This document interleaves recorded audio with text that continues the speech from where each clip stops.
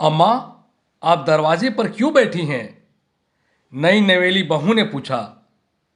Raju office से लौट रहा होगा। जब वह छोटा था तब वह बड़ी बेसब्री से मेरे स्कूल से लौटने का इंतजार करता था। अब मैं स्कूल से रिटायर हो गई हूं तो मैं उसका इंतजार करती हूं। अम्मा ने मुस्कुराते हुए जवाब दिया। अम्मा, अब मैं आ गई हूं, आप उनका इंतजार मत कीजिएगा। अम्मा जी डाइनिंग टेबल पर चुपचाप बैठी थीं।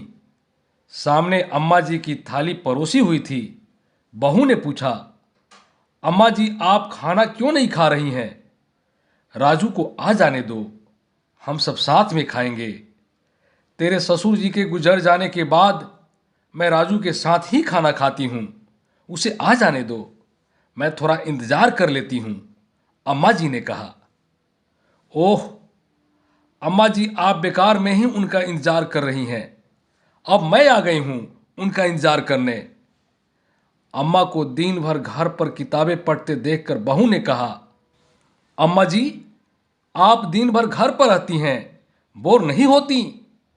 क्यों ना आप आस पड़ोस की अपनी सहेलियों से मिल आया करें?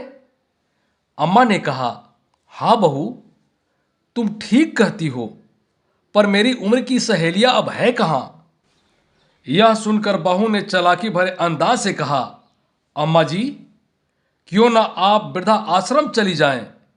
वहां आपको आपके उम्र की सहेलियां भी मिल जाएंगी और आपका बुढ़ापा भी बड़े मजे से कट जाएगा। यह सुनकर अम्मा की आंखें डबडबा गई।